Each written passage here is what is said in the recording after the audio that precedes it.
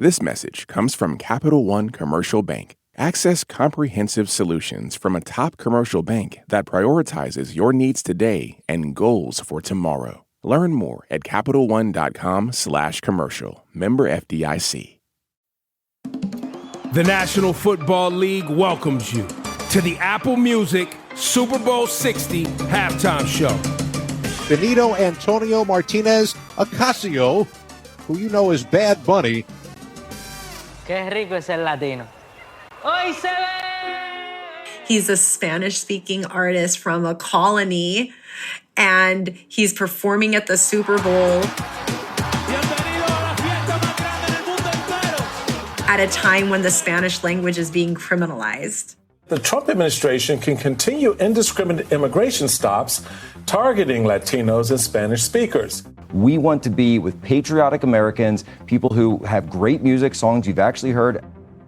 I think it's deeply political. God bless America! Sea Chile! Argentina! What he did was show the world what Latinos have. And when he called out all of the countries, it was so special. And I got super emotional. United States, Canadá, a my motherland, mi patria, Puerto Rico. Seguimos aquí. Is it revolutionary? I don't think so, but it's political.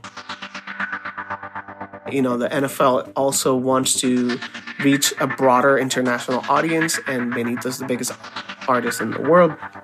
The biggest artist in the world performed mostly in Spanish at Super Bowl 60 in Santa Clara, which, yes, caused some fanfare. But the Puerto Rican singer and rapper who's dominated global charts for the past 8 years isn't a stranger to politics. He refused to perform his most recent album in the continental U.S., saying he's worried that ICE will come after his fans. An idea he doubled down on after he won the Grammy for the Album of the Year and Best Música Urbana Album. Before I say thanks to God, I'm gonna say ICE out. When he took the stage at the Super Bowl, he made a statement and a compromise. He didn't speak out directly against ICE, but he did use the global stage to do what his music has always done: make the world look at Puerto Rico, a U.S. Commonwealth whose people are U.S. citizens, but who live in what some critics call the world's oldest colony. He's always said that he is producing music primarily for Puerto Rico, but he knows that the world's listening. And in that way, his music is an archive of the current moment that we're living in, and we can use it to sort of understand this moment. As a musician myself, I love this idea of thinking about music as both an archive and a historical record or soundtrack to history. And so for today's episode of Throughline, all about Bad Bunny, we're going to leave the politics surrounding the Super Bowl behind. And instead, we're going to lean into that idea and look at what Bad Bunny's music tells us about Puerto Rico's history and vice versa. And we'll explore both sides of his meteoric success, how Bad Bunny has become a voice of a generation in crisis, and what it means when resistance becomes profitable. Before we get started, let me be the first to pedir disculpas, say sorry, to all the conejos and diehard Bad Bunny fans out there. We've only got an hour here, and there's going to be some stuff we don't get to.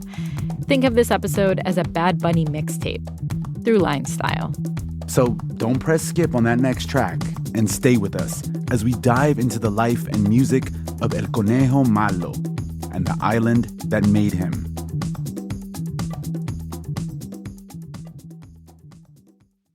Hi, this is Megan from Rhode Island, and you're listening to Throughline. This message comes from Capital One Commercial Bank. Your business requires commercial banking solutions that prioritize your long-term success. With Capital One, get a full suite of financial products and services tailored to meet your needs today and goals for tomorrow. Learn more at CapitalOne.com/commercial. Member FDIC. This message comes from Grainger. Grainger knows that if you're the purchasing manager at a manufacturing plant, the only thing more important than having the right safety gear is having it there when you need it. That's why you can count on Grainger for auto reordering, helping ensure your team members always have cut-resistant gloves on hand, and each shift can run safely and efficiently. Call 1-800-GRAINGER, click Grainger.com, or just stop by. Grainger, for the ones who get it done. Support for NPR and the following message come from HomeServe. It never happens at a good time. The pipe bursts at midnight. The heater quits on the coldest night. Good thing HomeServe's hotline is available 24/7. Call to schedule a repair and a local pro will be on their way. Trusted by millions. For plans starting at $4.99 a month, go to homeserve.com. Not available everywhere. Most plans range between $4.99 to $11.99 a month your first year. Terms apply on covered repairs. This message comes from Kachava. That wellness goal you set at the start of the year? It's not too late to stick with it and make your future self proud, especially with the all-in-one nutrition shake from Kachava. With 25 grams of protein, 6 grams of fiber, greens, adaptogens, and more. No fillers, no nonsense, just the highest quality ingredients. Stick with your wellness goals. Go to Kachava.com and use code NPR for 15% off. That's KACHAVA.com, code NPR. Parte una. La isla donde nací. The island where I was born. My first impression of him was in the passenger seat of his manager's car when I went to meet up with him in the garage where he kept his Lambo. And he turned around from the front seat wearing a mask and said, "What's up?" He looked like any Puerto Rican boy I would meet who's, my little sister's age. This is Karina del Valle Shorsky. She's a freelance writer, translator, and researcher.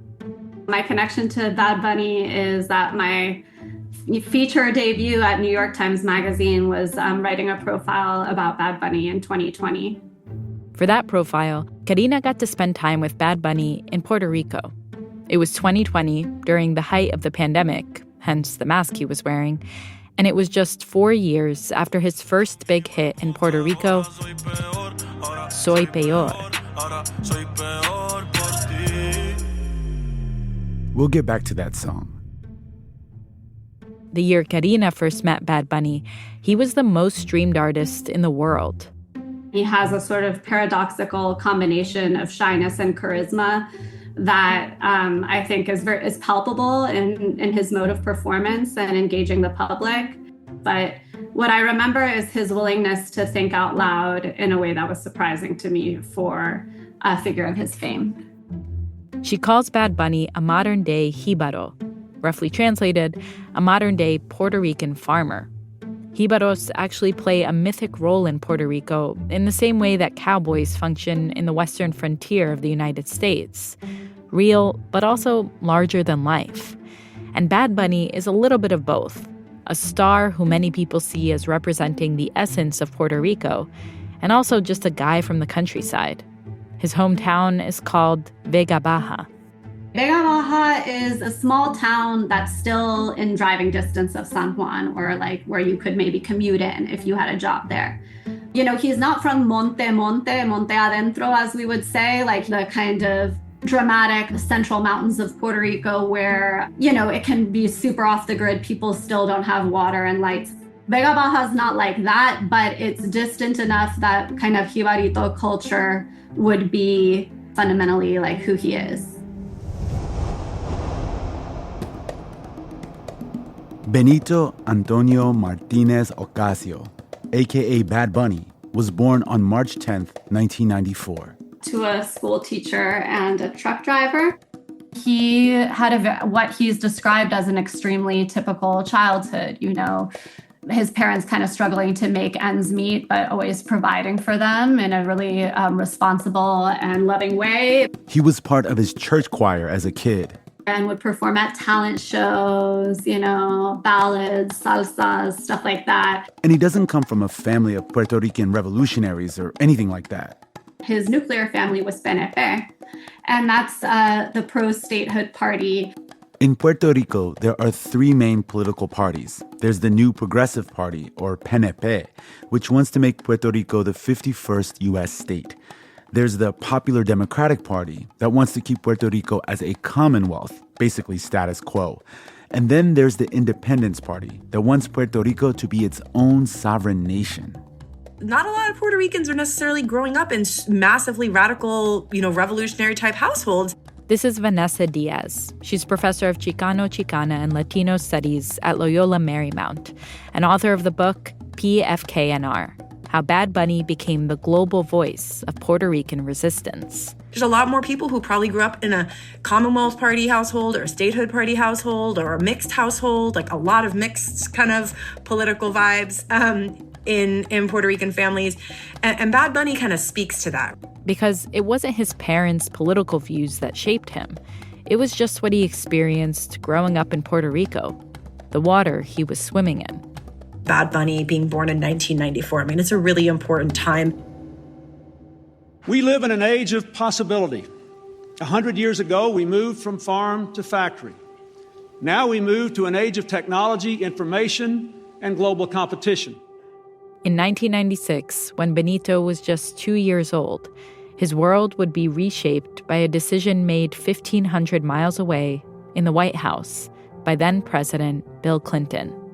Clinton ends the Section 936 U.S. tax code that exempted corporations doing business in Puerto Rico from paying federal taxes on their profits. Once those businesses started to have to pay taxes, many closed up shop, including one of the cornerstones of Puerto Rico's economy, pharmaceuticals. Big companies like Pfizer and Procter & Gamble shuttered factories, and thousands of manufacturing jobs disappeared. In the mid-90s, families were feeling it. They were feeling it big time. And this is really the beginning of what ends up becoming the financial crisis. To understand why this moment was such a big deal for Benito and his generation, we've got to give you a quick crash course in Puerto Rico's history. And that's why it's a good thing that we spoke to Puerto Rican historian Jorel Melendez Badillo. He's a Latin American and Caribbean history professor at the University of Wisconsin-Madison. I'm also the author of the book Puerto Rico, A National History. He's going to break it down for us. When I talk to people that are not from Puerto Rico, particularly in the United States, I always begin with the same phrase that Puerto Rico is a Latin American and Caribbean country colonized by the Spanish since 1493 until 1898 and by the United States since. After 1898, Puerto Rico becomes a colony of the United States. And it's not until 1917, with the passing of the Jones Law, that Puerto Ricans become U.S. citizens. To this day, however, Puerto Ricans aren't fully protected by the U.S. Constitution. They don't have voting representation in Congress. They can only vote in U.S. presidential elections if they reside in one of the 50 U.S. states, so not if they live in Puerto Rico. Puerto Ricans are second-class U.S. citizens, as scholars have argued. So Puerto Ricans live in a kind of limbo. The island officially became a commonwealth in 1952. It has its own constitution. But even that constitution is in a lot of ways still beholden to the U.S. Puerto Rican officials never articulated a national economic policy rooted in Puerto Rico itself, but we've always tried to attract foreign investment. And in this crash course version of Puerto Rican history, we get to the 1990s, when President Bill Clinton changes the tax code, and that foreign investment flies out the door. Welcome the governor of Puerto Rico, Pedro Rosselló. Pedro Rosselló was the Puerto Rican governor for most of the 1990s. He's from the pro-statehood party. And once he's elected, he begins privatizing the health sector, the privatization of hospitals, etc. The domino pieces were being lined up, basically, for a big economic crash. And at the same time, the governor rolled out a tough-on-crime policy. Mano dura contra el crimen, strong hand against crime. Policies that largely over-police the island's projects and working-class neighborhoods. We have just begun to fight the forces of lawlessness and violence. As a kid, Benito likely wasn't conscious of what was happening at that level. But he would have heard the music that was responding to all of this. underground music, as it was called, stemmed from that sort of reaction to the violence of the state. Underground Puerto Rican rap and reggae, reggaeton, and later trap were fast becoming the island's soundtrack. And the kid who would become Bad Bunny was all ears. By the time Bad Bunny was coming up as a child, reggaeton had kind of survived a major governmental crackdown and censorship program to triumph as the popular music of all young people in Puerto Rico. His mom wasn't crazy about him listening to reggaeton, but she would let him play. And he remembers driving to school in the morning and hearing Tego Calderon's Pa Que Reto sang on the radio and wanting to get in right on time because they would play it at the same time every day.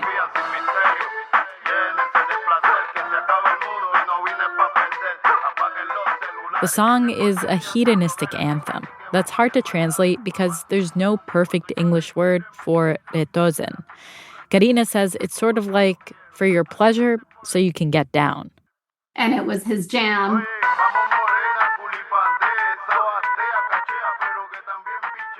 So Benito is coming of age in the heyday of 2000s reggaeton, getting this amazing sort of musical education from artists across Puerto Rico. Artists like Tego Calderon, who made dance tracks with the express purpose of centering Black Puerto Ricans. And so the message Benito is getting is about being yourself, owning who you are, not being afraid to be out there. He got so inspired that he decides to drop out of college, starts working at a grocery store, and at home in his room, he's making beats. He came up as a rapper through SoundCloud, just posting music, which allows, musicians to post music for free. And that's how Bad Bunny is born. He picks his name based on an old photo of himself dressed as a bunny and keeps it until he is discovered off of SoundCloud and eventually gets his first big hit in Puerto Rico. The song, Soy Peor. Told you we'd hear it again. Soy Peor is about how after a breakup, the singer, Bad Bunny, is even more badly behaved, neurotic. If before he was a son of a bitch, now he's worse because of her. It has that very trap beat. The beat is very sexy. And then also his voice has always been so distinctive, that underwater sound. And then that chorus, ahora soy peor por ti. Soy peor literally is I'm worse off, right? I'm worse off because of you. The idea of now I'm worse because of you, it's so easy emotionally to redirect that towards the empire. You heard that right. Empire. So like we promised you at the top of the episode, this is a mixtape with a point of view. And we're looking at the songs that show us how Bad Bunny's music is rooted in and reflective of a broad Puerto Rican experience. And it all starts with this first big hit in Puerto Rico. Remember the row of domino pieces that cobbled together Puerto Rico's economy throughout Benito's childhood? Well, in 2015, the last domino piece drops. La deuda pública, considerando el nivel de actividad económica actual. Garcia Padilla gives this address where he's very somber. Alejandro Garcia Padilla was governor of Puerto Rico at the time. And he's we cannot pay this $72 billion debt. Es impagable. And this is one of the most important addresses in Puerto Rican political history. Todos tenemos que asumir nuestra responsabilidad. When the corporations started leaving in the 90s, Puerto Rico began accruing a huge debt. And because it's a U.S. territory, it can't declare bankruptcy. Instead, the 1952 Constitution argues that Puerto Rico needs to repay its debt before paying for public services. Meaning that until Puerto Rico paid off its debt, it couldn't really function as a local government. Pensions were cut, hospital hours were cut, schools were shuttered. with no end in sight. So that was a recipe for disaster that exploded. And then in 2016, the year Soy Peor became a hit. People of Puerto Rico need to know that they're not forgotten, that they're part of the American family. The U.S., under the Obama administration, comes in with a solution, a bill called Promesa. And so what the Promesa law did is that it created a fiscal oversight board of 8 unelected members that have more power than the executive branch, meaning the governor of Puerto Rico, the highest elected office, and the legislative branch in Puerto Rico, meaning the Puerto Rican Congress. The board's job is to restructure and reduce the debt, and they can make cuts to get it done. Puerto Ricans call it La Junta, which evokes sort of those 1970s, 1980s sort of military juntas in Latin America. La Junta is very, very, very unpopular in Puerto Rico. So Benito's coming of age in a moment in which the crisis begins. He was under 25 when Promesa was passed and lowered the minimum wage for people under 25 to below $5 an hour. The school he went to when his elementary school no longer exists. It was one of the schools that was shut down through the austerity. Even though this is not a perfect bill, at least moves us in the right direction.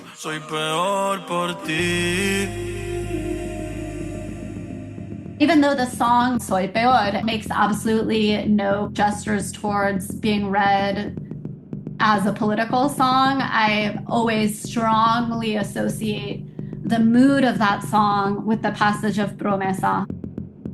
Now I'm worse because of you. It's, a generation that feels that there's nothing for them, that any future that they might have had was stolen. I've always thought of Bad Bunny's music as kind of giving room for the hopelessness and ugly feeling and disappointment of our generation. Coming up, there's a before and after Hurricane Maria in Puerto Rico. Bad Bunny makes his message clear. Hi, this is Abdullah calling from the Bay Area in California, and you're listening to Throughline on NPR. This message comes from Jerry. Are you tired of your car insurance rate going up, even with a clean driving record? That's why there's Jerry, your proactive insurance assistant. Jerry compares rates side by side from over 50 top insurers and helps you switch with ease. Jerry even tracks market rates and alerts you when it's best to shop. No spam calls, no hidden fees. Drivers who save with Jerry could save over $1,300 a year. Switch with confidence. Download the Jerry app or visit jerry.ai/NPR today. This message comes from Babbel. Babbel's conversation-based language technique teaches you useful words and phrases to get you speaking quickly about the things you actually talk about in the real world, with lessons handcrafted by over 200 language experts and voiced by real native speakers. Start speaking with Babbel today. Get up to 55% off your Babbel subscription right now at babbel.com/NPR. Spelled BABBEL.com/NPR. Rules and restrictions may apply. Parte 2. Generación Crisis. Crisis Generation. On September 20th, 2017, Hurricane Maria, a Category 4 storm with 155-mile-per-hour winds, hit Puerto Rico. It completely devastates the island. No one is left unaffected. I'm really scared right now. Homes were just obliterated. People can't get water. People can't get food. Volaron los techos, el zinc se me fue. The entire roof was blown off, she says. Everything got soaking wet. The response is horrifying on the part of the U.S. federal government. TARPs never get there. FEMA is like nowhere to be found. They lied to Puerto Ricans saying that only a handful of people had died. And we're seeing our family members die. They said that they had done a good job because only a handful of people had died. The reality was different. A study by the Universidad Carlos Albizu and Harvard University basically argued that the number was more around 4,645 people. And that was a conservative estimate. You call these events like Hurricane Maria natural disasters, but really they're just natural events and unnatural disasters, right? Human-made disasters. This is where the benefits of being U.S. citizens should be showing up, and it's not. Because of the failure of the federal and the local government, a lot of people started having conversations about Puerto Rico's colonial relationship. And I'm not talking about the circles that I come from, which are, circles that have always been talking about this, but my family members, for the first time, were talking about imperialism, about colonialism. It's that opening synth line that sounds so much to me like a choir of like electronic angels, kind of cutting in and out through an unstable internet connection. It reminds me of dial-up internet, but it also reminds me of like trying to communicate with relatives after Maria hit. Bad Bunny was on tour at the time. When Hurricane Maria hits, Bad Bunny is not in Puerto Rico. He is out performing and he can't reach his family. He finally connected with family and was able to return to Puerto Rico. And then the following year, he has his first album come out in 2018. And in fact, the first single from his album is the song Estamos Bien.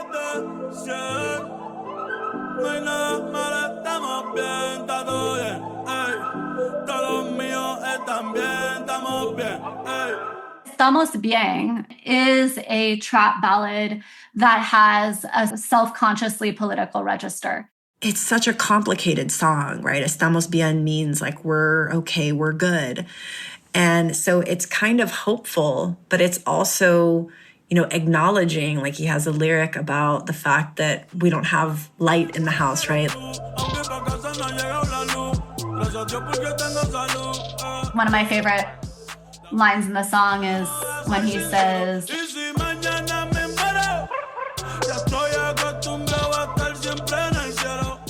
and if tomorrow I die, like, that's okay. I'm already accustomed to having my head in the clouds. And to me, that like combines in a really beautiful way some of the kind of nihilism or hopelessness I was talking about before with a kind of like spiritual commitment to dreaming.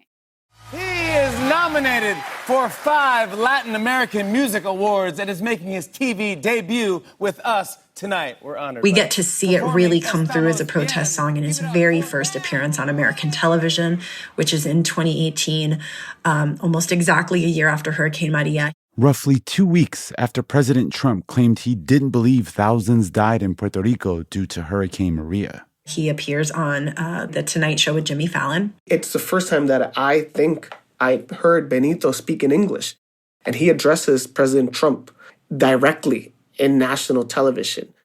And he says, after 1 year of the hurricane, there's still people without electricity in their homes.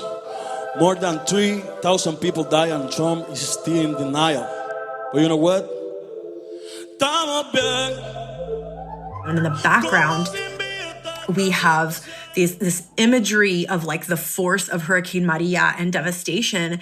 And then we get to these like images of like joy and happiness. And I think that this really shows the kind of messaging that he's always been about, which is the highs and the lows. Like Puerto Rico is beautiful and wonderful and full of pride and full of culture. And also it's really messed up. While Soy Peor had captured the mood of Puerto Rico by mere coincidence, Estamos Bien was catchy and intentional. It was very organically taken up as an anthem. It was everywhere. I remember when it came out, it was absolutely everywhere. Bad Bunny was growing as an artist.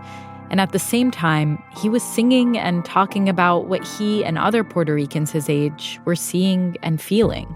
Benito is the product of the crisis generation, which is a concept that I take from a colleague at the University of Puerto Rico Mayra Vélez Serrano, in which she argues that for the past 2 generations, the only thing that these people have known growing up is crisis. And as Bad Bunny's career continued to take off, topping the charts with Cardi B and J Balvin on I Like It, the crises kept coming for Puerto Rico. In summer of 2019, just 2 years after Hurricane Maria, Governor Ricardo Rosselló, yes, the son of Pedro Rosselló, who was governor when Benito was born, was caught in a major scandal. His private communications were leaked to the press. All of them from a Telegram chat in which Ricardo Rosselló was talking to a group of friends, some of them in the government, others in the private sector. People in the group were mocking Puerto Ricans who died in Hurricane Maria. Don't we have some cadavers to feed our crows? Making jokes about everyday folks in Puerto Rico, congresswomen, people in their party. Estoy salivando. I'm salivating to shoot her. After those chats were leaked, people took to the streets, and that's when El Verano Boricua, the summer of 2019, really started. People started protesting. Every single day, protests grew and grew and grew. Bad Bunny is in Europe on this tour, and he decides that he's going to abandon his tour. He does a video. He starts encouraging people to come. He's like, we have to get out there. I want you to come with me. Like, you know, he's telling people we are never going to back down. Like, we have to get out there. And in the middle of all of this, he's in touch with Residente, who has been he's been in the protests already. Residente, as in René Pérez Juglar, the frontman of Calle 13, a group he formed with his siblings, Ile and Visitante. Their first super big hit was Atrévete, Atrévete, salta de closet, tápate, quítate el esmalte. Residente had grown up in a revolutionary household, but Bad Bunny had grown up listening to Calle 13, and early on, Residente had given him some advice about navigating the music industry. And so in 2019, in the midst of the protests, they reconnect, and Bad Bunny, Residente, and Ile make a song. The three of them each have a role. Residente and Bad Bunny exchange verses. Ile does the chorus. And none of them were together, right? They all record their components and it comes together. And then the day, basically, Bad Bunny gets to Puerto Rico from Europe and the song's ready to drop.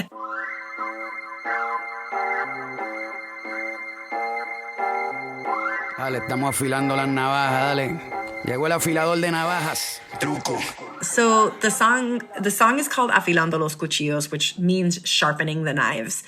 And this song is a takedown. It is a takedown of Ricardo Rosselló and his, cronies. It is so pointed in the sense that they're talking about the protests specifically. Like, oh,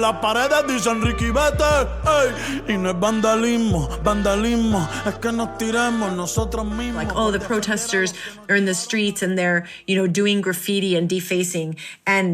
And Bad Bunny has a lyric where he's like, no, like this isn't graffiti. This is like basically us taking back what's ours, right?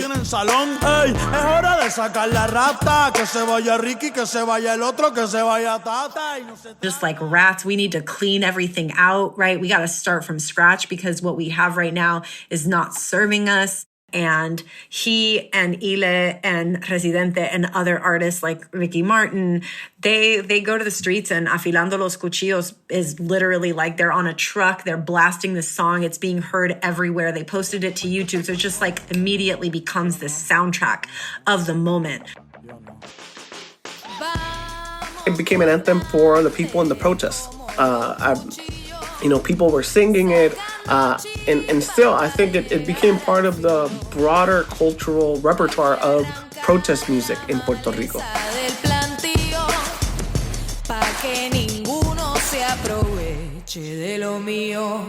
Hoy les anuncio que estaré renunciando al puesto del gobernador. In the end, he steps down. It's seen as the people ousted him. Esta vez hubieron muchas personas que salieron a manifestarse por primera vez. Bad Bunny is out in the streets with everybody celebrating. At one point, he addressed the crowd, and he's like, so many people that have never protested showed up because there's no more fear. Que quizás tenían el miedo, pero ese miedo se acabó. Puerto Rico no se va a dejar. Bienvenido a la generación del Yo no me dejo, los quiero Puerto Rico. Puerto Rico doesn't back down. Welcome to the generation of Yo no me dejo, which loosely translates to the generation I'm not to be messed with. It was this unifying moment, I think, that really changed and actually provided a kind of new opportunity for how we've seen not just Bad Bunny evolve as an artist, but even the growth in young people becoming increasingly in favor of Puerto Rican independence. Bad Bunny was once again tapping into his role as the voice of his generation. Like so many Puerto Ricans, he wanted more and was increasingly in favor of dreaming about an island free from corruption and perhaps even U.S. rule. Like, I do not think that we get to where we are now with Bad Bunny's music without 2019. There's just no way.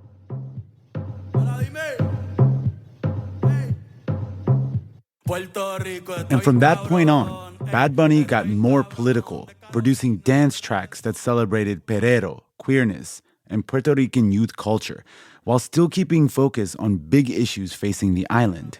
So he has this song, El Apagón, that, again, references the blackout.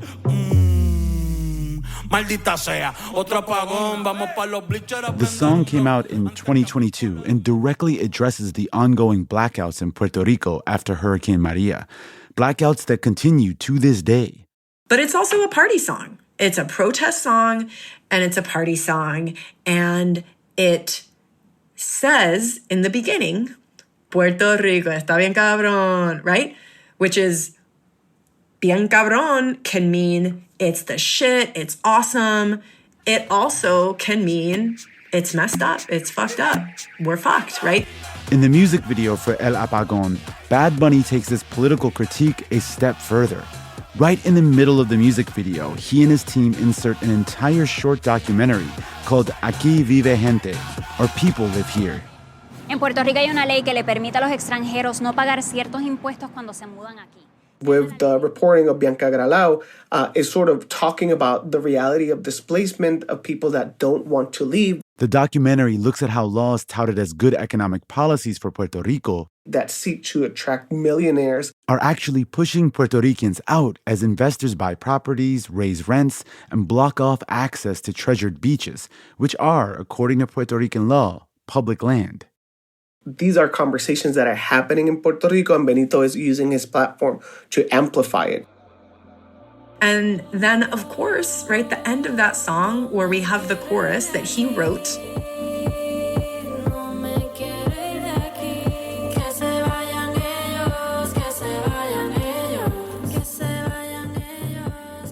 Yo no quiero irme de aquí. I don't want to leave here. They should leave. These people want to take from me what's mine, but they should be the ones to go. Que se vayan ellos.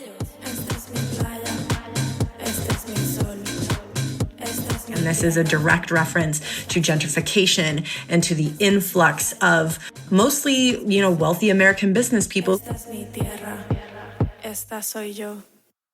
I think that it definitely showed the intention behind him as an artist, which is that you want to listen to my music, you're going to learn some history.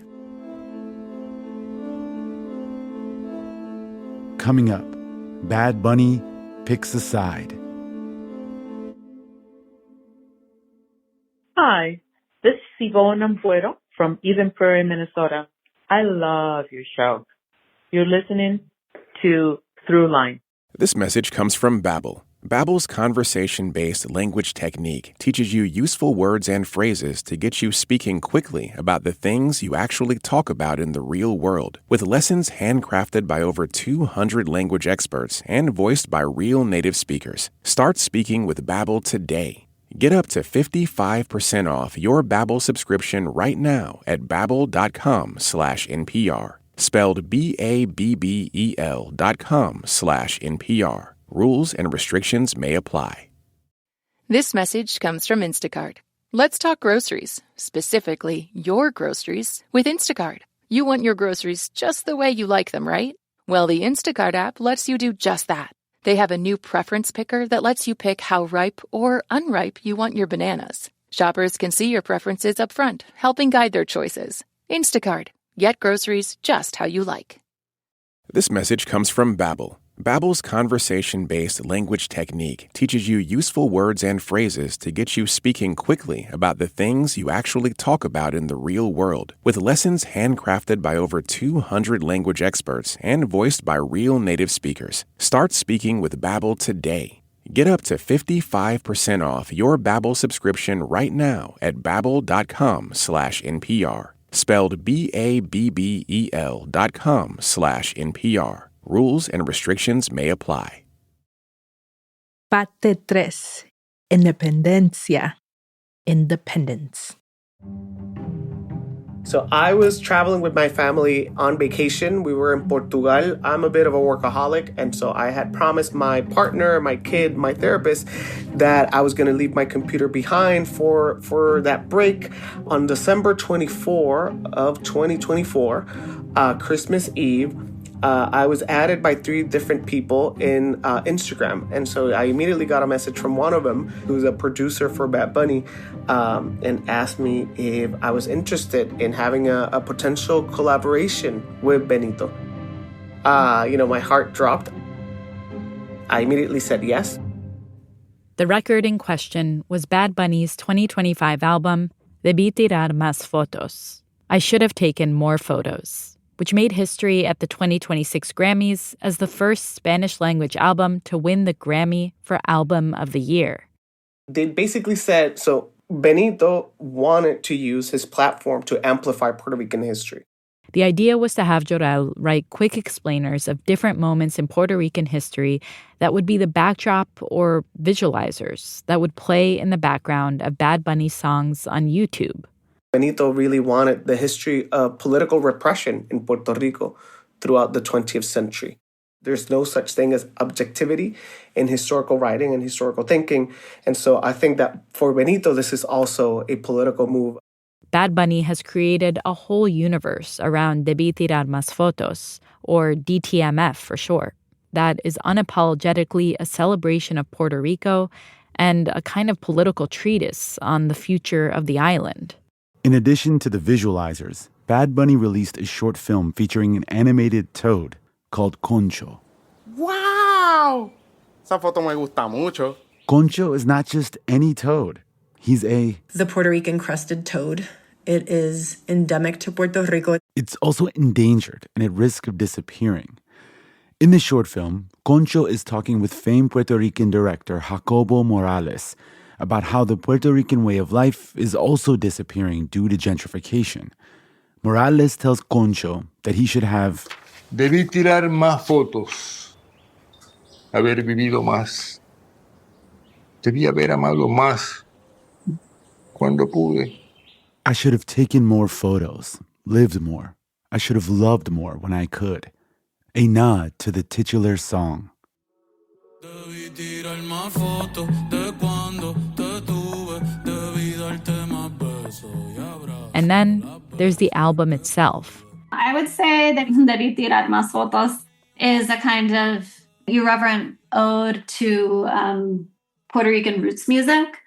And it's also his coming out party as an independentist. Ella se ve bonita, que a veces le vaya mal. Well, obviously, lo que le pasó a Hawaii. I mean, that's like, you can't be more clear in your stance against statehood there. Quieren quitarme el río y también la playa. Quieren el barrio mío y que abuelita se vaya. No, no suelten la bandera ni olviden la lolay. Que no quiero que hagan contigo lo que le pasó a Hawaii. He sings, "They want to take my river and my beach too. They want my neighborhood and for grandma to leave. No, don't let go of the flag or forget the lelolai." I don't want Puerto Rico to become Hawaii, which is a state. And he's asking people to not let go of the Puerto Rican flag, meaning we are our own nation. We have our own flag. Don't forget that. And that flag comes up again.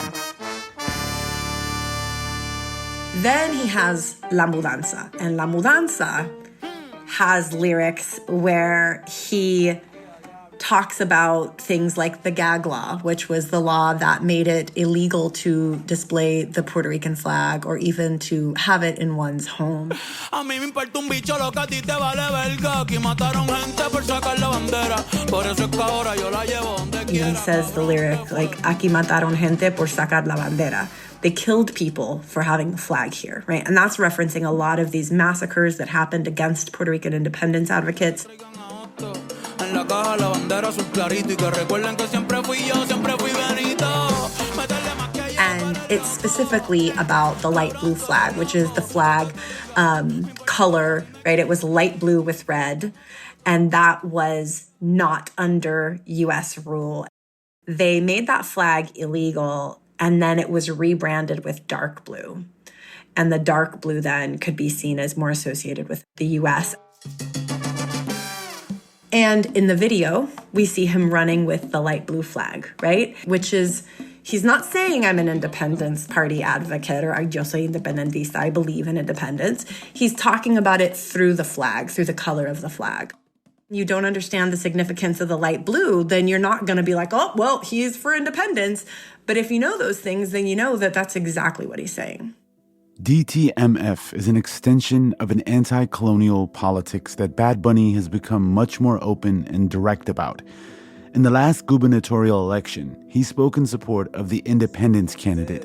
El pueblo, la gente, Puerto Rico, los que me han dicho a mí que este 5 de noviembre debemos votar por Juan Dalmau y la Alianza de País. And also bought billboards against the pro-statehood party.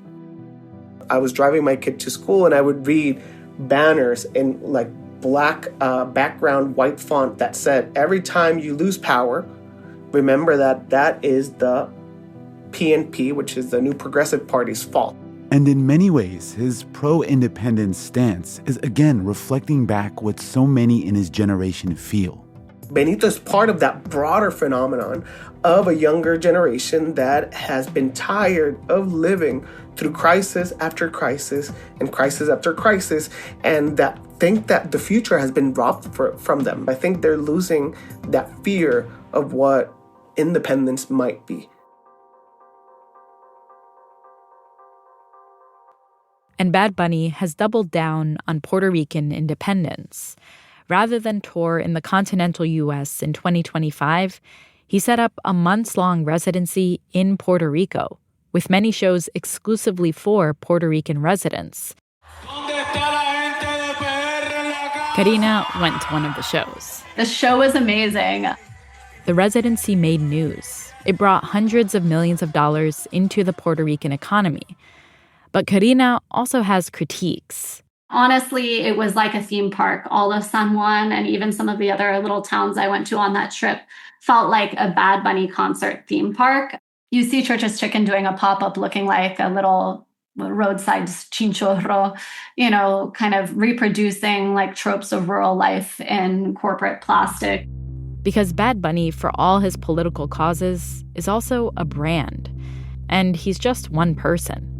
And yet, in many ways, he's become the stand-in for all of Puerto Rico, which has its pros. It brings attention to the island. And its cons. Whenever Bad Bunny does anything, I get 100 emails. And then when in the times in between, I have trouble placing stories that have to do with other elements of Puerto Rican culture or politics. So one begins to resent kind of the dominance that Puerto Rico only matters if it's through Bad Bunny's voice. And sometimes it feels like we're all working for him. We're embroidering his guayaberas. We are doing the research, sourcing archival footage for the short films that go before his concerts. We are writing the explainers. We are, setting up a fortune-telling booth and outside his concert.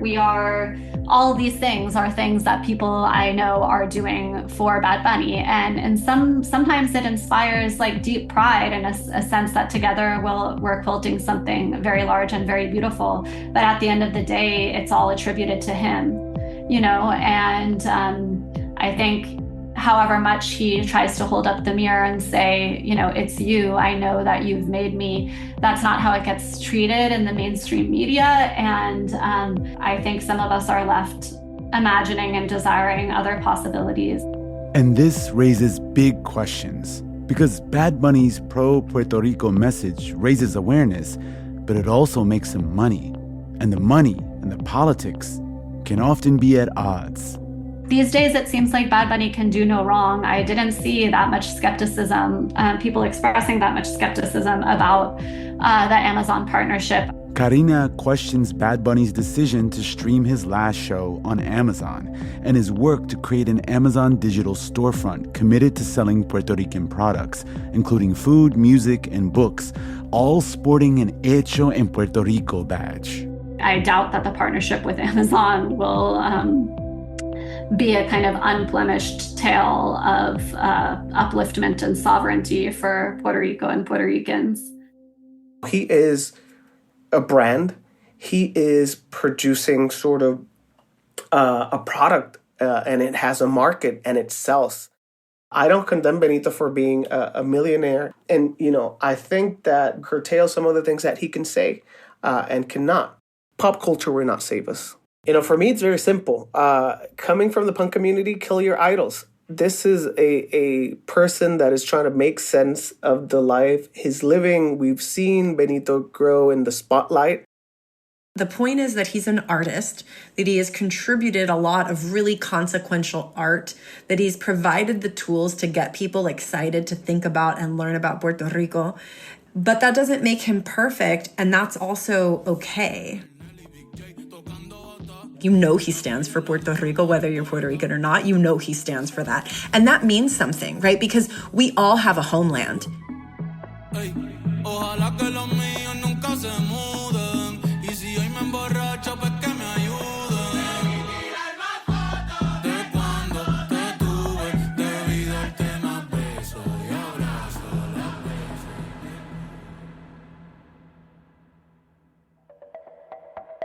That's it for this week's show. I'm Randa Abdel Fattah. I'm Ramtin Arablouei, and you've been listening to Throughline from NPR. This episode was produced by me. And me, and... Julie Kane. Anya Steinberg. Casey Minor. Christina Kim. Devin Katayama. Irene Noguchi. Kiana Moghadam. Thomas Coltrane. Fact-checking for this episode was done by Kevin Vogel. Thank you to Emmanuel Martinez, Luis Reyes, Johannes Durgi, Rebecca Farrar, Dylan Kurtz, Susie Cummings, Beth Donovan, and Tommy Evans. And a special thanks to Westwood One Sports. Also, thank you to Desiree Bayonet. This episode was mixed by Robert Rodriguez. Music for this episode was composed by Ramtin and his band, Drop Electric, which includes... Naveed Marvi. Sho Fujiwara. Anya Mizani. And finally, if you have an idea or like something you heard on the show, please write us at throughline@npr.org. And make sure you follow us on Apple, Spotify, or the NPR app. That way, you'll never miss an episode. Thanks for listening. This message comes from Homes.com. Homes.com knows having the right agent can make or break your home search. That's why they provide home shoppers with an agent directory that gives you a detailed look at each agent's experience, like the number of closed sales in a specific neighborhood, average price range, and more. It lets you easily connect with all the agents in the area you're searching, so you can find the right agent with the right experience and ultimately the right home for you. Homes.com. We've done your homework.